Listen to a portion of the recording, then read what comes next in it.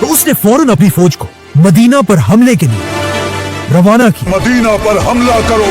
और उन्हें हुक्म दिया कि अगर 3 दिनों के अंदर अंदर मदीना के लोग मुझे अपना बादशाह ना माने तो फिर मेरी तरफ से तुम्हें पूरी इजाजत है कि तुम मदीना के अंदर घुसकर वहां जिसे चाहे मार दो और मदीना के घरों को लूट लो। जैसे यजीद की फौज मदीना के पास पहुंची, वो ये देखकर हैरान रह गई कि मदीना वालों ने एक बार फिर मदीना के सामने वही खंदक दोबारा बनाई थी जो इससे बहुत साल पहले रसूलुल्लाह सल्लल्लाहु अलैहि वसल्लम ने जंगे खंदक में बनाई थी। लेकिन वो खंदक काफिरों से बचने के लिए थी और ये मुसलमानों से। लेकिन इस बार यजीद की फौज से मदीना की खंदक मुसलमानों को नहीं बचा सकी, जिसके बाद यजीद की फौज ने मदीना में घुसकर 3 दिन तक सहाबा और उनके बेटों का कत्लेआम किया और यजीद के हुक्म से मदीना में सहाबा के घरों को लूट लिया। और कुछ किताबों में तो यहाँ तक लिखा है कि यजीद की फौज ने मदीना में कुछ औरतों का रेप भी किया।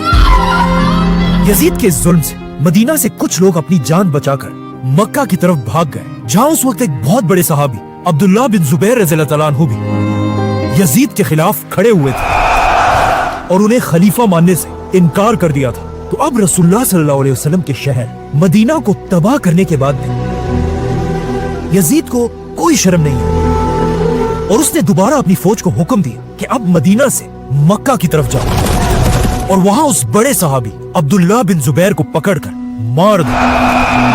लेकिन मक्का पर कब्जा करना कोई आसान काम नहीं था।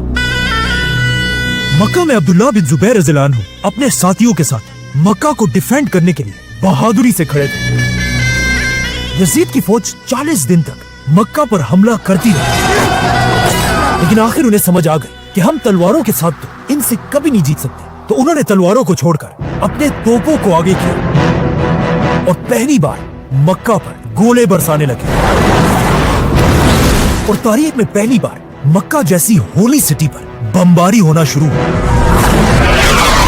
यहाँ तक कि कुछ बड़े बड़े पत्थर सीधा काबा को भी लगे। लेकिन इस सारी बमबारी के बाद यजीद की फौज मक्का पर कब्जा नहीं कर सकी। आखिर एक रात जब मक्का वाले अपने कैंप्स में सो रहे थे, यजीद की फौज से एक बंदा रात के अंधेरे में आगे बढ़ा और अपनी तीर को आग लगाकर उसे मुसलमानों के कैंप पर फायर कर दिया। ये तीर सीधा जाकर मुसलमानों के कैंप पर लगा और वहां एक बहुत बड़ी आग लगी। लेकिन अब मसला यह था कि जिस कैंप में आग लगी थी वो काबा के बिल्कुल करीब था और मक्का के डेजर्ट में रात की तेज हवा